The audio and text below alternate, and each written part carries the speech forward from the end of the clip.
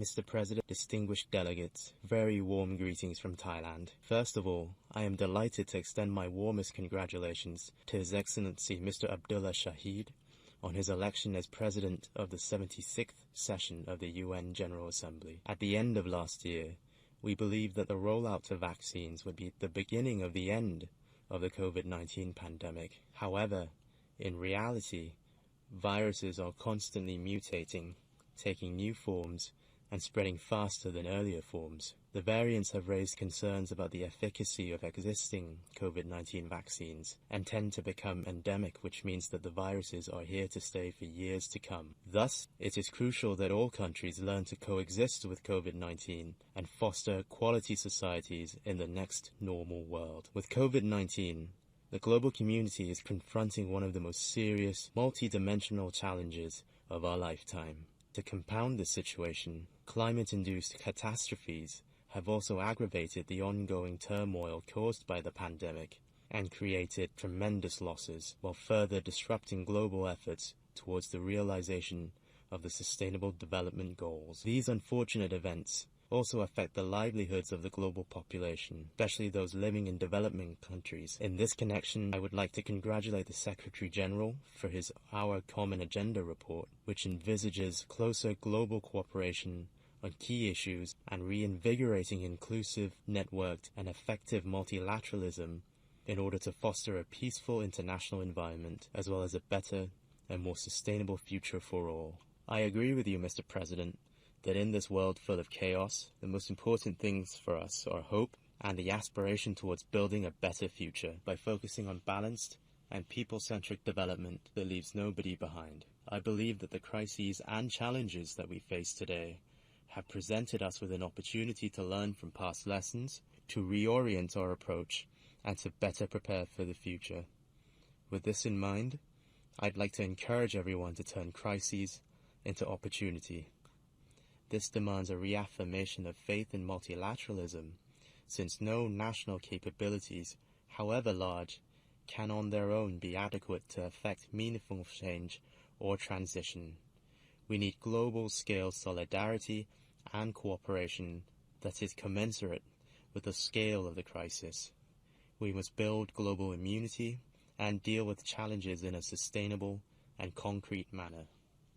Mr. President, the COVID-19 pandemic is living proof that nobody is safe until everybody is safe. In this regard, I urge that COVID-19 vaccines and medicines be considered as global public goods, which can be accessible to all in an equitable and rapid manner. Any country that has surplus COVID-19 vaccines and medicines in hand is encouraged to share them with those in need, either through donations or swap arrangements. At the same time, research and development on vaccines, medicines, and necessary medical equipment must also be encouraged in order to better equip and elevate the medical industries of countries around the world to deal with emerging diseases of the future. Moreover, every country must take actions to strengthen public health systems, particularly on achieving universal health coverage and supporting efforts within the scope of the World Health Organization to collectively enhance global health security. This includes the call for a new pandemic treaty and the imperative to rethink the paradigm of global health security, one that focuses on equal and borderless access to public health services. As for Thailand, we have also been promoting integration and coherence between health and disaster risk management, both natural-related and emerging diseases-related. Thailand encourages the international community to utilize the Bangkok Principles, which provide guidance on the implementation of the health aspects of the Sendai Framework for Disaster Risk Reduction. I believe that the building of a resilient, equitable, and fair global health system will be a fundamental basis for our recovery in a sustainable manner. Indeed, fighting against COVID-19 is not an individual competition that has a definite winner or loser.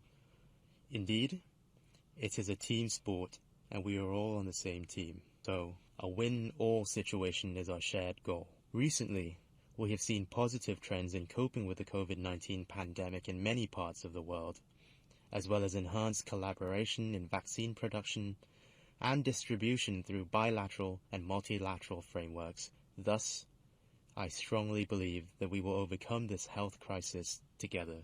Mr. President, as I mentioned earlier, due to unbalanced growth and development, the world is facing a growing existential threat of natural catastrophes connected with climate change on an unprecedented scale. Over the past centuries, we have carelessly enjoyed, and at times, exploited planet Earth's environment without listening to the repeated warning signals sent over time. We are now inevitably left with self-inflicted consequences that we have to bear with for the next 30 years. Such a future might not seem to be bright and shiny, but if we continue on our current path, the global temperature change might rise beyond 2 degrees Celsius, which would result in even more catastrophic changes. Heat waves and extreme weather events are likely to be more frequent and increasingly intense, leading to disruptions in agriculture and harvesting seasons, and may lead to food security crises. It is therefore a quintessential agenda on Thailand's priorities, as we are rich in biodiversity with a large agricultural sector.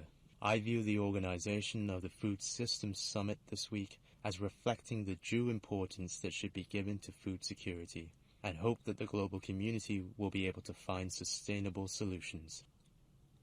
Thailand is in the process of preparing the National Energy Plan, with an aim to achieve carbon neutrality by 2065 to 2070. At the same time, we have set the target to increase the proportion of renewable energy to at least 50% of the total amount of electricity generated. We are committed to increase the use of electric vehicles to 30% of total domestic vehicles. In this regard, Thailand urges developed countries to take the lead in significantly reducing greenhouse gas emissions and calls on the global community to take collective actions to ensure constructive and concrete outcomes at COP26. But I believe that every cloud has a silver lining. I would like to emphasize that we must turn the crisis into an opportunity to re-engineer the way the world works, to better prepare for the transformative reset to ensure balance of all things. It is particularly important to foster balanced development that is environment-friendly. Accordingly, the global community has to accelerate cooperation on science, technology, and innovation, especially by investing in clean and renewable energy, energy storage technology, electric vehicles, and relevant infrastructure. For its part, Thailand remains committed to carry forward our initiative on the Eastern Economic Corridor, or the EEC, to be a jewel in the crown for international creative economy. We emphasize the importance of financial assistance and technology transfers for research and development and innovation extended to developing countries through various cooperative frameworks. This would boost their capacities and increase their participation in addressing global problems, as well as enable them to swiftly adjust to changes, build immunity, and better recover from global warming in a sustainable manner.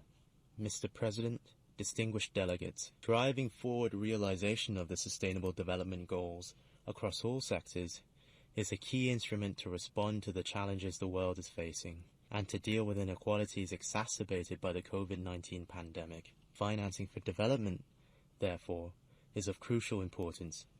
The international community must place due importance on the implementation of the Addis Ababa Action Agenda, as well as to other economic measures vital for stimulating economic recovery in developing countries, especially the least developing countries, landlocked developing countries, and small island developing states. Therefore, I call on the international community to mobilize utmost efforts to assist these countries in overcoming pressing development challenges. Thailand, as the ASEAN Coordinator on Sustainable Development Cooperation, is committed to promoting complementarities between the ASEAN Community Vision 2025 and the 2030 Agenda for Sustainable Development to boost the post-COVID-19 pandemic recovery, as well as to contribute to global immunity against future challenges. I firmly believe that balance is at the heart of the realization of the SDGs and is a key instrument for dealing with crises and challenges, whether from emerging diseases, food security, threats to biodiversity, human rights problems, or poverty eradication. Last July, Thailand submitted our second voluntary national review on the implementation of the 2030 Agenda for Sustainable Development. The report placed emphasis on the application of the sufficiency economy philosophy as guidelines for achieving the SDGs, including through the promotion of the biocircular green economy model. The BCG economy model constitutes a balanced and sustainable approach to development, encompassing economic, social, and environmental aspects through application of technology and innovation that are connected to global supply chains. Moreover, Thailand pays great attention to the promotion of global food security through the adoption of the New Theory Agriculture, accompanied by initiatives such as the Agriculture for School Lunch Project under the patronage of Her Royal Highness Princess Mahachakree Sirinthorn, as prototype to instill a sustainable consumption approach into the youth. Mr. President, peace and stability are an indispensable foundation for driving forward the Sustainable Development Agenda, leaving no one behind. It is, therefore, crucial for the global community to join hands in creating a peaceful environment by promoting mutual trust and solidarity, particularly among the major powers. Thailand has continuously played a role on questions of sustaining peace and in peacekeeping and security processes, including by seeking a constructive role in the Peace-Building Commission and making voluntary contributions to the Peace-Building Fund. Meanwhile, Thai police and military forces continue to participate actively in UN missions in support of the vital work of peace building. In so doing, we also believe that promoting the development agenda in conflict areas will help resolve the root causes of problems.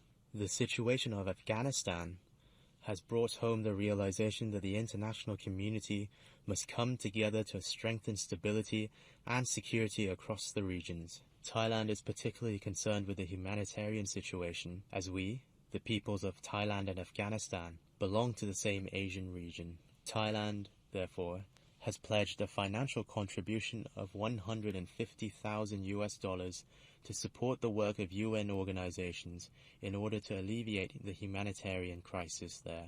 We have also made financial contributions to assist with the situation in Haiti. Thailand and other core group states consider the entry into force of the Treaty on the Prohibition of Nuclear Weapons on the 22nd of January 2021 as an encouraging manifestation of the determination of the global community to comply with commitments under the UN Charter in promoting a world that is free from nuclear weapons for succeeding generations. Given this positive development, despite the current international tensions, the global community should take heart and seek to collectively deepen collaboration in various fields, such as on cyber issues and peaceful applications of nuclear technology. In this connection, Thailand further supports building complementarities between cooperation under the TPNW and the Treaty on the Non-Proliferation of Nuclear Weapons, NPT. Thailand is committed to supporting efforts in fostering an environment of peace and reconciliation in Myanmar through multilateral diplomacy. As a close neighbor and fellow ASEAN member state, Thailand has been closely following developments and fully supports the implementation of the 5-point consensus agreed upon by ASEAN leaders, accompanied by cooperation on health and humanitarian assistance. Thailand has continuously provided concrete humanitarian assistance to the people of Myanmar, particularly in dealing with the COVID-19 pandemic through various channels, such as the ASEAN Coordinating Center for Humanitarian Assistance on Disaster Management, or AHA Center, which has a satellite warehouse in Thailand's Chainad province, as well as through UN agencies. Mr. President, distinguished delegates, at the moment, the COVID-19 situation in Thailand is still as challenging as in many other countries. However, I do believe that the ongoing endeavor to build the immunity of the people against the virus remains crucial. In this regard, universal health coverage will continue to serve as an efficient tool to deal with health challenges and emerging diseases. Thailand has leveraged the strength of our village volunteers system and Thai traditional knowledge to fight against COVID-19. We are proud of having been able to draw upon Pha Thalai Chon, a local Thai herb, as an alternative medicine to relieve COVID-19 symptoms. It has become an example of how local Thai wisdom can be further developed to generate wider benefits. December this year will mark the 75th anniversary of Thailand's membership in the United Nations. As the representative of Thailand, I am immensely proud that throughout the past 75 years, Thailand has been a responsible, reliable, and constructive member and development partner of the UN across all three pillars. Moreover, Thailand is honored to act as a super hub for the UN in Asia, hosting over 40 agencies. We, hereby, reaffirm our commitments as a host country and will continue our strong support for the life cycle replacement and seismic mitigation project of the UN Economic and Social Commission for Asia and the Pacific, or UNESCAP. Furthermore, Thailand has a strong determination to be a regional center for international cooperation and training. We have always attached importance to promoting development cooperation and assistance in various areas through South-South and triangular cooperation. Thailand, in collaboration with the UNESCAP and the UN Office for South-South Cooperation, will therefore co-host the Global South-South Development Expo in Bangkok in 2022. And in 2022, Thailand will be the host of Asia-Pacific Economic Cooperation, or APEC. Three main priorities that Thailand is driving forward are 1. Facilitating trade and investment, 2. Rebooting regional connectivity, particularly in the travel and tourism industry, and 3. Advancing sustainable and inclusive growth. These priorities underscore Thailand's commitment to promoting multilateral cooperation to ensure balanced development in the post-COVID world. We hope to welcome the world to Thailand in the present context of constant change. Excellencies, history has empirically taught us that after sufferings comes growth and prosperity. Thus, I am confident that multilateral cooperation in the response to the COVID-19 pandemic, especially under the UN framework, will lead to great advances in the field of medical science. Equally, the strength of the international community in tackling the global warming crisis will serve as a catalyst for breakthroughs in advanced technology and innovation.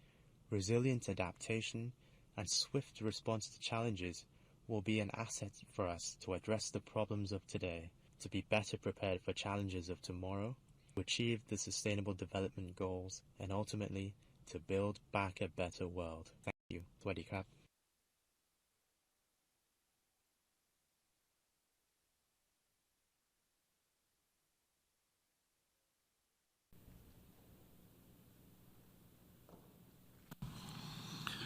Au nom de l'Assemblée générale, je tiens à remercier le Premier ministre du Royaume de Thaïlande pour l'allocution qu'il vient de prononcer. Et je donne maintenant la parole au représentant du Vanuatu,